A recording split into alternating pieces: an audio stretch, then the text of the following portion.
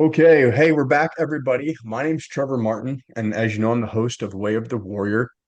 And what I like to do is I like to go out on social media and I like to find warriors or unique individuals who have a goal of pushing back against the darkness, right? Promoting kindness, promoting goodness, promoting what I'm going to say specifically for this episode is promoting authenticity.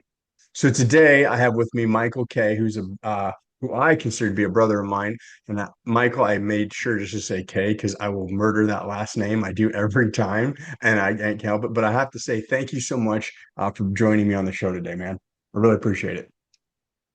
Pleasure's mine, man. Truly honor to be here. I know that you got some amazing people, so I'll call this batting cleanup for myself.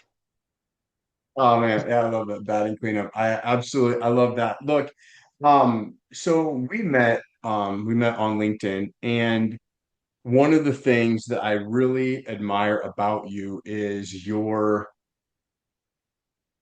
no nonsense, no bullshit.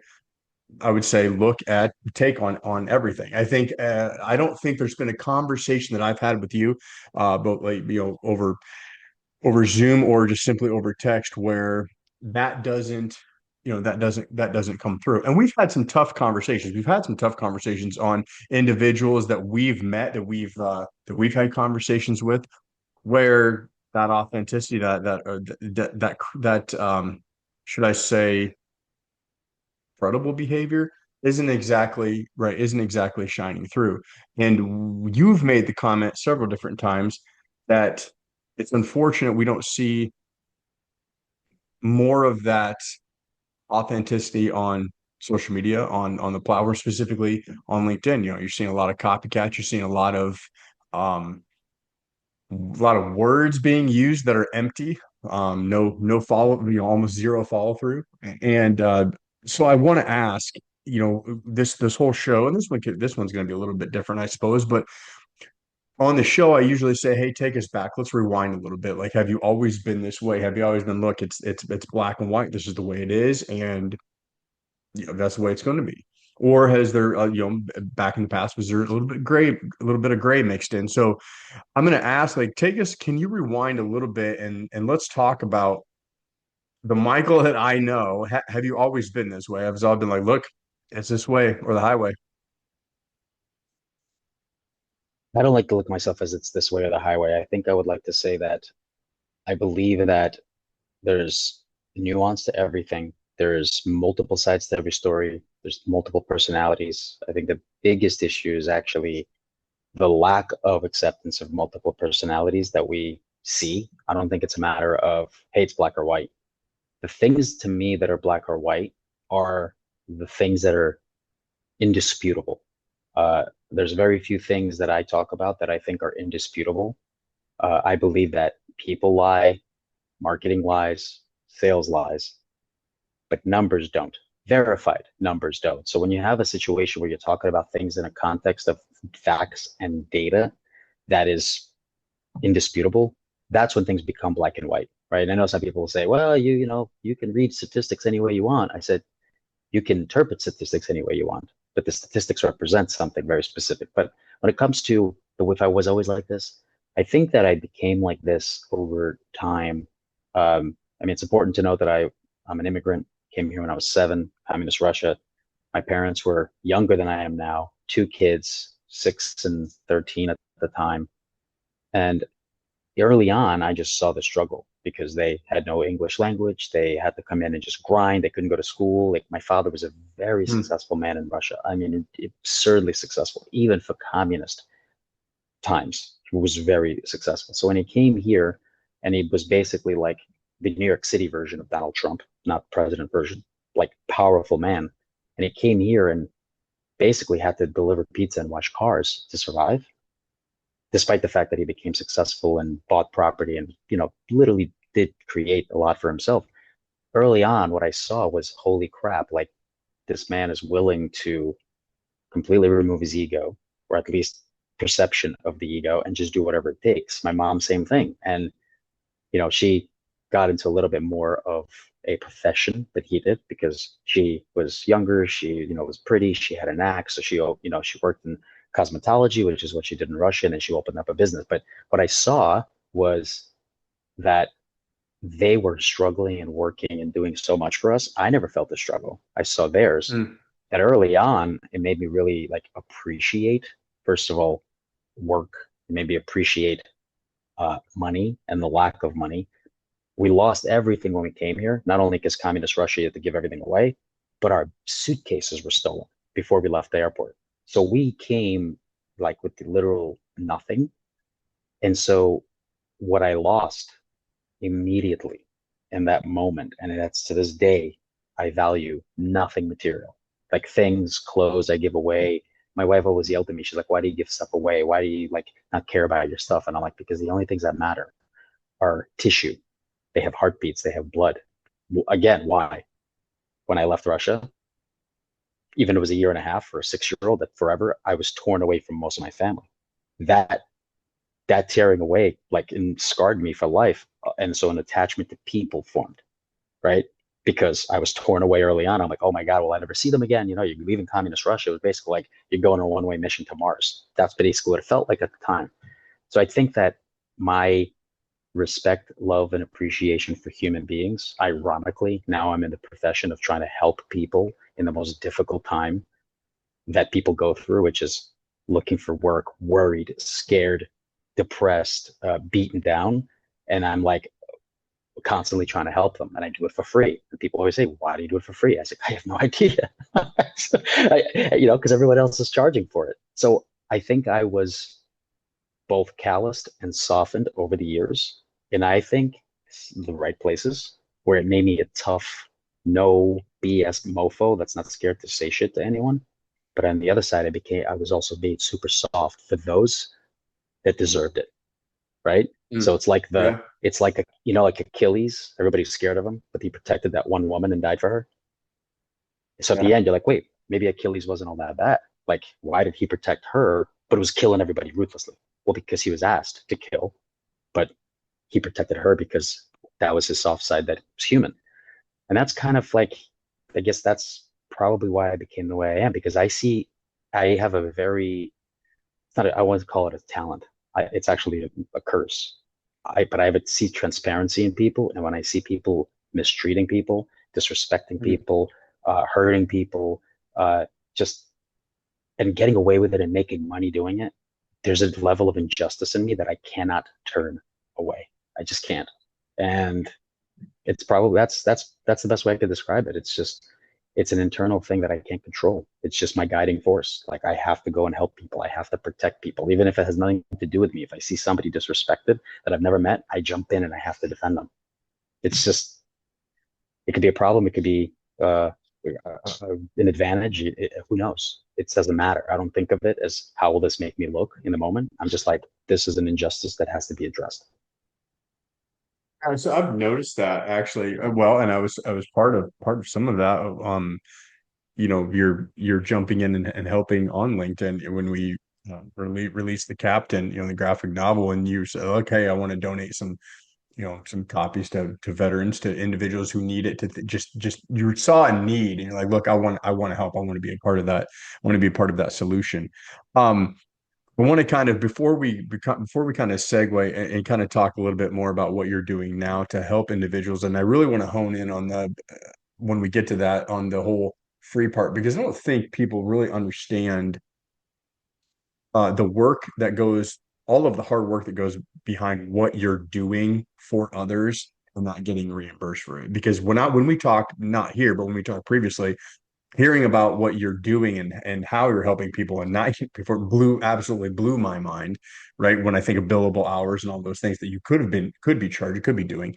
But I want to kind of take a little bit of a break and go a little bit more personal and talk about, if you will, what it means. And I'm asking this because of my what I know and what it means to be a father, to the kids. But for you, you've done a lot of posts on LinkedIn about Theo, about your son and things like that. What does that mean when you think of fatherhood, when you think, I hear you speak of your father and watching and things that he went through.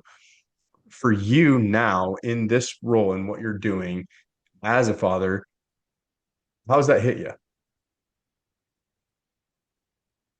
Well, I could tell you that it hits me.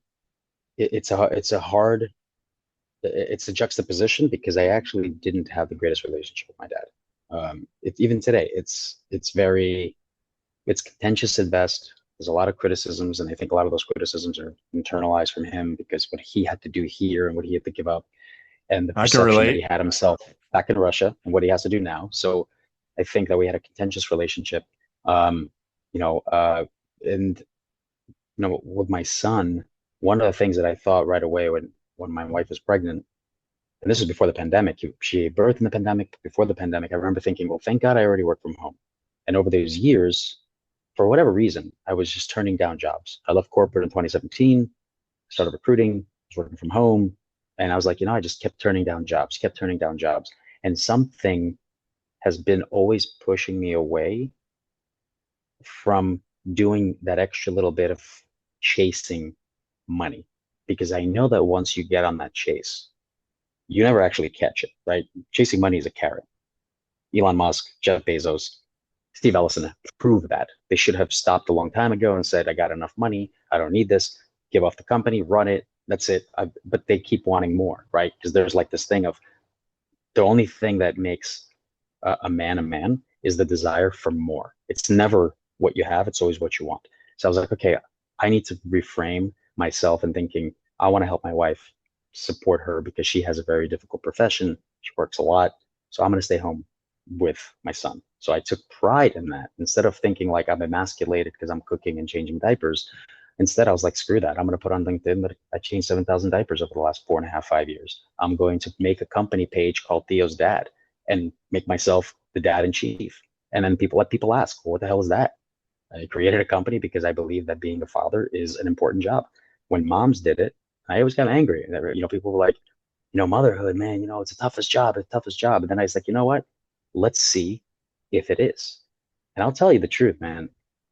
Like staying home with him and like taking care of him and like just having him with me all the time and still running a full-time business at the same time, I'll tell you, like, I don't think it's the most difficult job. I think it's the most important, but it is not the most difficult. And I think people miscategorize difficulty and importance. And I think, you know, when when we look at it, I think it's important to understand that being home with your child and watching them grow and picking up from school, dropping them off, all the stuff that goes into it. When I grew up, I wanted nothing. The only thing that made my life wonderful is those rare moments where my mom would pick me up from school because she had a day off. I remember that. It was like, oh my God, my mom is getting me from school. What a treat. Because I would come home, always be by myself with my brother, who's a jerk to me, who's 7 years older. And I'll be like, I'm coming home from school. I walk, I'm there by myself. My mom would come home at 6. My dad would come home at 10 o'clock because he was working always late. So to me, just having my parents around was the thing that I cared about more than anything because it's the thing I never had because all they did was work. So it made me work at 12 years old and it made me do all these crazy things because I didn't want them to work harder supporting me. So at 12, I stopped asking them for money. I started working myself. And after that point, I never really asked my parents for money. Yeah, they helped, they paid for school, which is not expensive. My dad gave me $1,000 towards my first car, but everything else since 12 years old, I was paying for because I didn't want them to work harder because I didn't see how much harder they could work. So I was like, let me relieve some of that and I'll start taking it. So I gave up a lot of my childhood. Sports, I was pretty good at basketball, gave that up. No sports, just work, work, work. And I'm talking as through high school, think about 20 hours a week, 25. That's a lot of work when you're in high school. A lot of work, And then yeah. college, I ramped that up. I was probably doing 30 hours a week of work. I was teaching driving school and I was working in the same pizzeria that I was working on since 12. So now, to me, the importance is like I want Theo to live the life that I wish that I could have lived. I wish that I could have played sports. I wish that I could have done all that stuff. Um, Yeah. and that's what I think it means is I want him to enjoy the thing that I didn't enjoy, which is I enjoyed my childhood, but it wasn't really so much of a childhood. And I think my perspectives on work and everything else shifted because I started working so early. I saw mistakes in businesses and I just started shaping my perspective on things. But fatherhood is, I think people really need to understand that it's not about providing for your family. your kids aren't going to remember how you provided for them. They're going to remember I wasn't hungry and I wasn't cold. Everything else is going to be around how much time did you spend with them. And I think in the opposite, people that are working and see, the average father or parent, I don't know if it's father or parent, sees their kids 18 hours a week. And by Wow. the time you're 18 years old, you already have spent 90% of all the time you will ever spend with your kids. So just think about that. Their most important years you're at work, 18, 90% is gone. So those statistics, they hammered I don't here like that. repeatedly, Yeah. but those statistics repeatedly hammered in. So when companies now are thinking about why people don't want to return to work and they say things like lazy, oh, they don't want to just sit around and do nothing all day, ask them, you have family, you have kids, what's important to you? Why do you want to stay home? And they're going to tell you probably, I want to be with my kids. I want to pick them up from school. I want to be there for them. I don't want to have to travel. I don't want to have to be 3 hours a day back and forth. I don't want to be daycare. I want to see them grow up. And I think people are going to realize a lot of that has to do with that. 100%. I've recently switched to working from home, and I can, you know, you talk about picking your kid up from school, right? When Aubrey's like, "Hey, are you picking me up from school?" Right? And then the difference between that and riding the bus. So I'm like, "Yeah, I'm gonna come get you. I don't have any calls, or I don't have work. I can run and I can grab you real quick." That uh that totally can change um that especially when they find out at the beginning of the day before they're leaving for school, they're like, yes, I'm getting picked up, it's going to be awesome, can't wait, right? And that excitement level goes up a notch. um Right. so absolutely love, thank you for your take on fatherhood. I would agree with you on that, on some of the points you made. I want to now move towards talking a little bit about what you're currently doing. And the reason why is because you mentioned, hey, look, I'm helping a lot of individuals for free. And I don't think people understand a lot of the legwork that goes into exactly what it is that you do. Well, the most important thing to understand about it is that there is there's a massive problem. It's not even a problem. There is a huge, huge epidemic right now in the marketplace of which we call the job market. There's a lot of perceptions of what's going on, what's happening. There's a lot of people that have opinions on it, but the real issue with it is that all the people within the ecosystem, very few of them have sat in every seat, which means their perspective is profoundly selfish. And it's not because it's their fault. It's because the system has evolved this way. Now, I can go into a whole diatribe about shareholder equity and Jack Welch and turning over your people to appease shareholders and where that started the whole idea of um, layoffs and that repetitive process of every single quarter to appease shareholders, you lay people off, then 2 quarters later you hire them back, repeat the process, blah, blah, blah, blah, blah, and why companies are struggling and why businesses go out of business and all that. I can go into that, but that's not important. That could be a whole separate 2 hour freaking TED talk. The issue is the people involved are selfish. Candidates are selfish because they're being ignored by the process companies have, which is post the job, get a bunch of applicants, nobody gets in, they're ignored, clogs the system. Companies can't possibly screen everyone, yada, yada, yada. So candidates apply, spray, pray at will because they don't care about the outcome. They don't care about what they're doing for other people. All they care about is I need to get an interview because I need to get a job. I'm getting desperate. I need to do this. Companies, they're lazy. They don't know how to recruit. They don't want to pay people who know how to recruit. So what are they going to do? They're going to post a job. And you know what they're going to do then? They're going to post it. They're going to ghost everybody they don't need because applicants apply so readily. They're a commodity. So they don't care about applicants. And then on top of that, they're going to use an AI screener to screen out all of those candidates until they find only the ones that their AI says are good. So companies have realized this and go, hey, candidate, we're going to give you an AI bot that's going to apply and it's going to adjust the resume in real time to the job description. So now the AI screener is going to pick you out of the lineup, right? Now everybody started doing this. So what happens to hiring? $3 trillion in turnover and disengagement, 56% annual turnover costs. Companies are hemorrhaging, going out of business. Candidates are getting laid off. They can't find a job. The whole system is completely foobar. And then you got recruiting agencies that are calling themselves recruiting agencies. They're a joke. If you go and look at Indeed and LinkedIn right now, 80% of every job posted is a recruiting agency. That's like going to a restaurant and the chef orders takeout to serve to you. This is a joke, and the system is so foobar.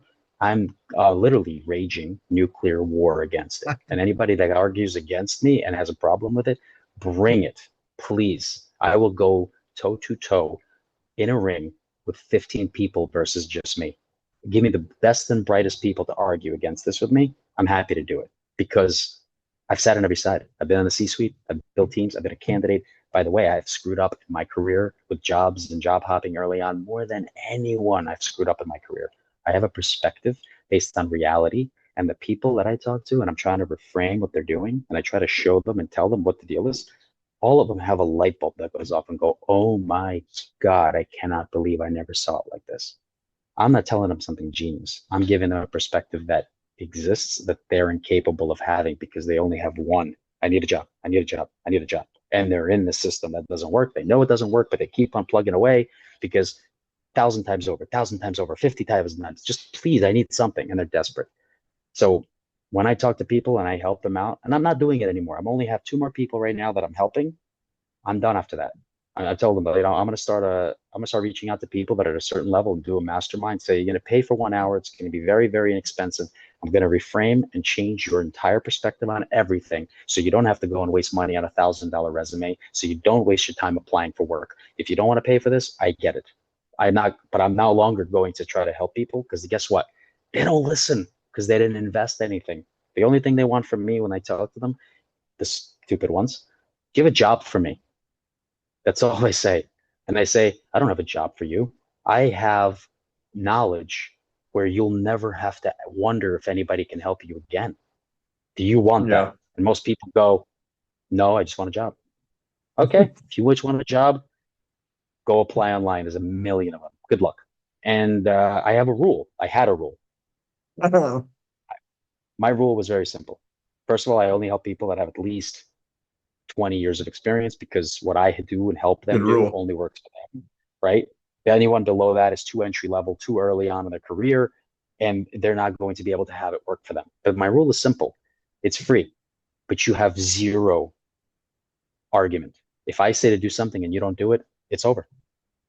I'm not saying you have to listen. I'm Nice. saying if you don't listen, it's over. So the moment this is not a democracy, this is a dictatorship. You came to me, you're desperate, you're saying, please help me. I'm saying I won't charge you, but you listen. That's your payment.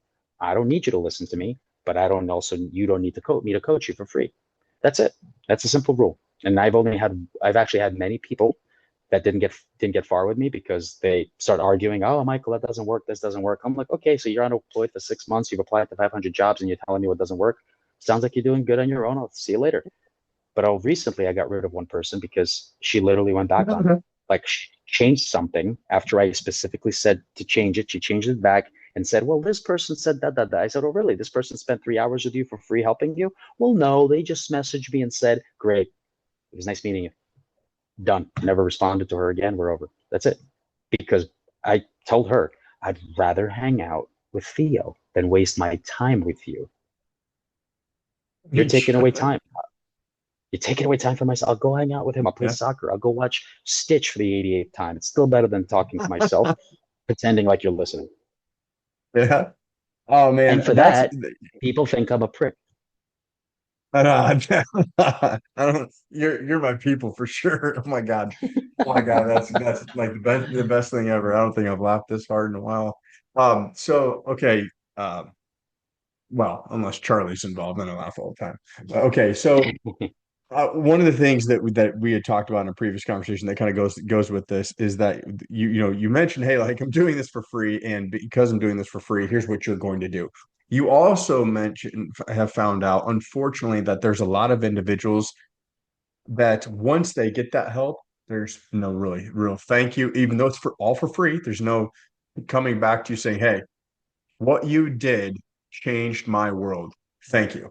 Right. There's no after it's just like, yep, I'm gonna take and I'm gone. And that's it.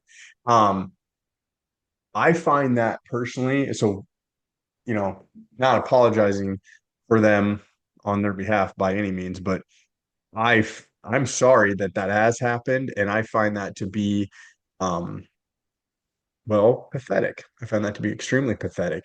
And I hope that if any of those individuals that have done that are watching this show, they realize just how pathetic they are who have actually done that to somebody.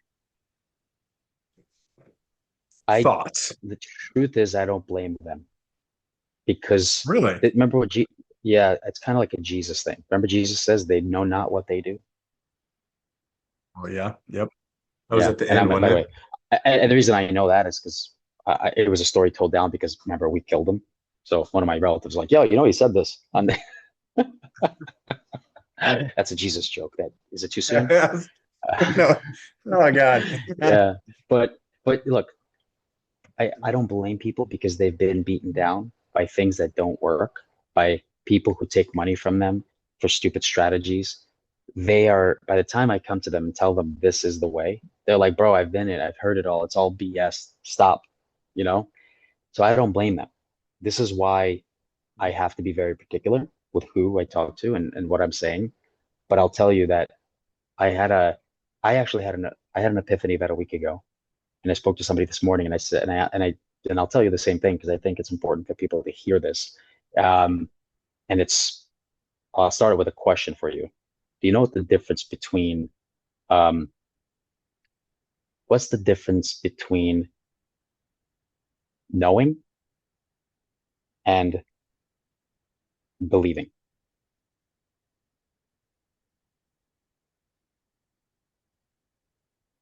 And you can answer only with using a one word answer. I don't care what the word is, but you got to answer using a one word answer. What's the difference between knowing and believing?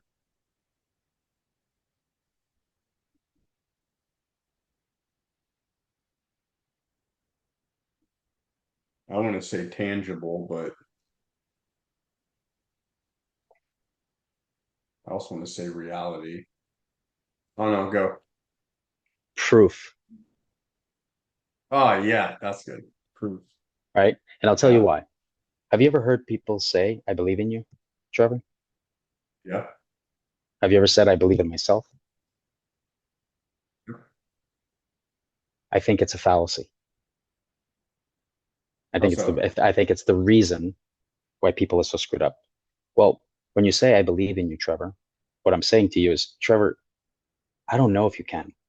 I've never seen you do it, Oh, but I believe you may be able to. Well, when you talk to a 20-year executive and people are telling them, I believe in you, you got this, I believe you can do it. I said to a guy today who literally was like, I'm like, I asked him this question and he argued first because he's like, well, religion, it can be also knowledge. He started going religious on me. I'm like, dude, stop, listen to it. If you believe in someone, it means you have no idea if they could do it. They're not proven. They're not successful. They've never done it before. When I'm talking to a 20-year executive who's been in the C-suite, who's solved problems, uh, you know, fixed issues, done incredible things, whatever it is, I don't believe in that person. I know in that person because they've already done it. Michael Jordan may have two, three losing seasons, hypothetically. I would never say, I believe in you, man. You could win again. I'd say, dude, I know in you. You've got 6 championships. I know you can win. Tom Brady, when he lost a Super Bowl, no one said, I believe in you. No, they said, what an upset because they were so certain he was going to win. Why? Because he's done it before. So why are we so confident in that person is going to win and then we call it an upset when they don't? But when a 20-year executive who knows he's done it 100 times before, is successful, he's done all these amazing things, goes for the job interview, we go, and he doesn't get it for some stupid reason. We go, oh man, instead of going, dude, that's an upset. I'm shocked you didn't get it. You're incredible. Instead, they go, man, you'll get the next one. I believe in you. No, I know in you. Like those people didn't see you. It means nothing. Don't let your confidence be shattered by these people. Look at everything you've done. Look at all the things you've accomplished. I know in you, you know in you. So the I believe in you thing is a fallacy because it basically says to people, I have no idea what you're capable of doing. I've never seen it, but I just like Jesus existed and maybe there was guy Moses who parted the seas. I believe in you. That's religion. That's not fact. Your resume is a fact. It's literally a factual pieces of data that have happened in your career. Why are we saying I believe in you? like that. That's pretty. I like that. So proof. So When you got proof, yeah, the word proof. believe has no business. I like that a lot. So as we kind of wrap this up, as we kind of go, you said that you're taking, you got your two more people you're helping, then you're working on what you would call a mastermind. Do you have any idea on when you think you're going to be launching that? I'm not going to create something, official. I'm going to tell people, look, I'm going to create a group of people. We're going to sit. You're going to invest $100. I want to get 10 people in on it. And I want to tell them exactly what they're doing wrong, what they need to do, and how they need to reframe Nice. their thinking. Anyone at the end of it, it's going to be just a regular Zoom call. I don't need it to be, oh man, I'm doing a mastermind. Only 3 spots left. What do you mean 3 spots left? How's there 3 spots left all of a sudden? Yeah, it's 3 spots left always, right? I'm doing it as a very Not small true. group. It's right. It's going to be a community. And somebody, one of the guys I'm coaching, said to me, dude, what an idea. But also, let's do it like this. Not only are we going to do this mastermind of coaching where they can pay, but we're also going to create this thing where we're going to start sharing and recommending each other. Like, hey, I just saw a CTO position in Jersey. I'm in Minnesota. I don't want it.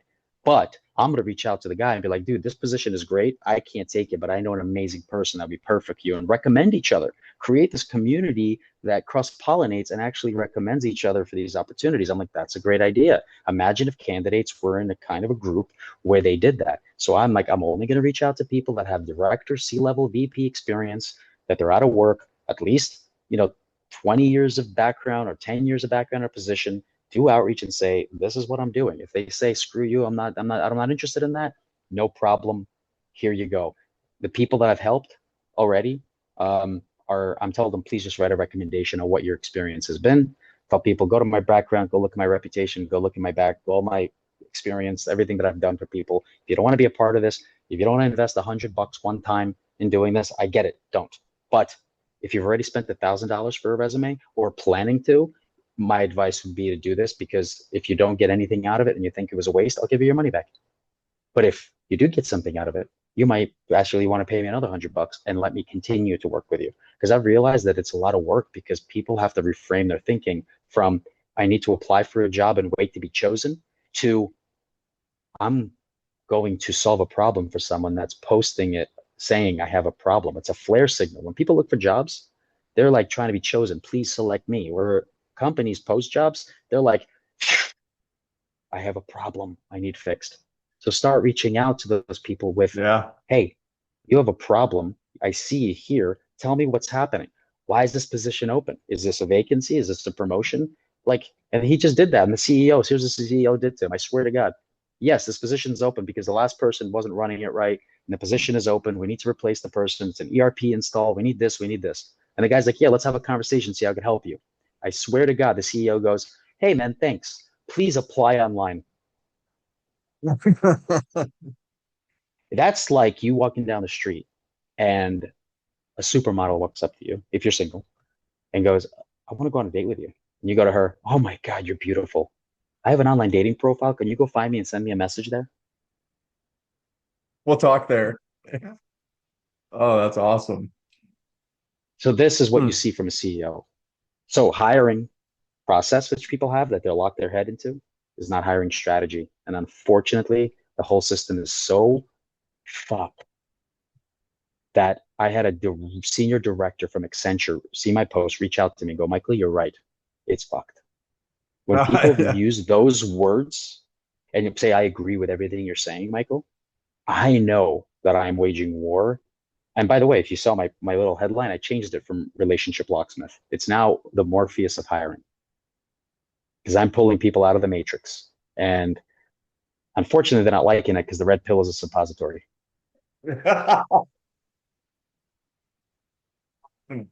Um, funny and also gross, but that's amazing. It may Uh, be gross, but okay, that's what so it's going to take, isn't it?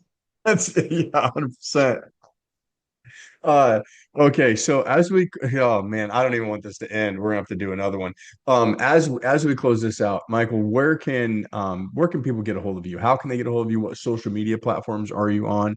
What's your preferred way of contact? Well, first of all, I'm always open to people reach out to me on anything. I'm on LinkedIn. I'm on LinkedIn a lot. My go-to-market motion right now is to fix hiring for companies, and I've changed my recruiting platform from agency per hire to, I want to be a part of the organization, flat fee, on demand, and really be a part of the solution. So people don't have to spend $100 to hire, $100,000 Nice. to hire 4 people. They could spend 20 and get somebody who's sat in the C-suite, who's sold before, who's run sales teams, to go and find you your people and actually show you how it's done. I wanted people to save money. I want them to stop making mistakes, and I want this turnover problem and this mismatch. It's like the Lincoln Tunnel, east and west. And they're like, I'm applying, I'm looking, and they're like this all the time, and they never collide. So my hope is that companies start waking up and realizing they don't know what they're doing, and Rich. that they eat crow and say, we need somebody to come in and actually be able to fix this. And I'm not giving up on it. It's very difficult to convince people of this because it's comfortable. But all the same people who are creating these processes, all the same people that are saying, go apply online, go do all this, do you know what they're doing? They're coming to me once they're out of that C-suite position and going, dude, I'm applying to jobs and getting ignored. Oh, really? I love HR people that complain about being ignored in the hiring process. That makes me laugh. It's just so ironic. Like they're the ones doing all the ignoring. They're the ones creating the bottlenecks. They're the ones not responding to candidates. And then they apply when they're unemployed. Now they're crying about the hiring process being broken. Dude, I don't feel bad for those people. I laugh. I'm like, this is what you need to see this because you are HR. You are the problem. Now, it's not Yeah. their fault. Companies are putting them in charge of something that is a skill and not a check mark. Hiring is a skill. What I do is a skill. It is not a check mark function. It is not a process. It's a strategy. It's like cooking. It's like sales. It's like flying a plane. It's not a process. It is a skill that then you follow a process once you have a skill and a strategy. And that's what I'm doing. So LinkedIn, email, Michael at alineasales.com. You can call me on my phone number. It's on my LinkedIn profile. I'm always available to talk to people. Appreciate that, man. And one of the things I really want to drive home as we close this out is just a simple thank you, right? For you've helped so many different people, once again for free. So not asking anything, you're simply saying, "Hey, I want to, I wanted to change your world." And one of the things that I actually made a post about it because you said, "Hey, Trevor, I challenge you." Um, oh man, I'm gonna mess it up.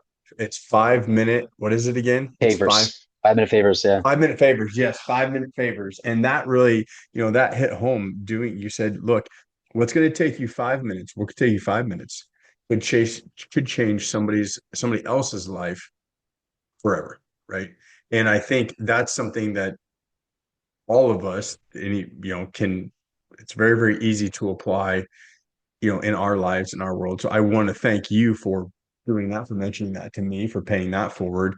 And I look forward to many more conversations with you. And seriously, bro, from the bottom of my heart, thank you for what you do. And thank you for being on the show. No, man, the pleasure's mine. Thank you. You're probably one of the most genuine persons on this platform. Authenticity is a word that unfortunately we overuse, but genuine.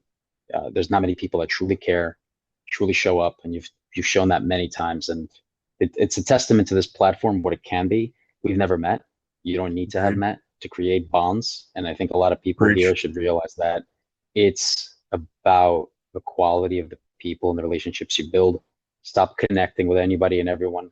Stop using your connections as a stepping stone for future opportunities. I've proven it many times that the connections you have are worthless. I have a ton of them right now. I'm doing messages to, they ignore me. So people like Trevor, this is the kind of people this platform needs. People like Joe Fontana, this is the kind of platform that Amen. is built on those relationships.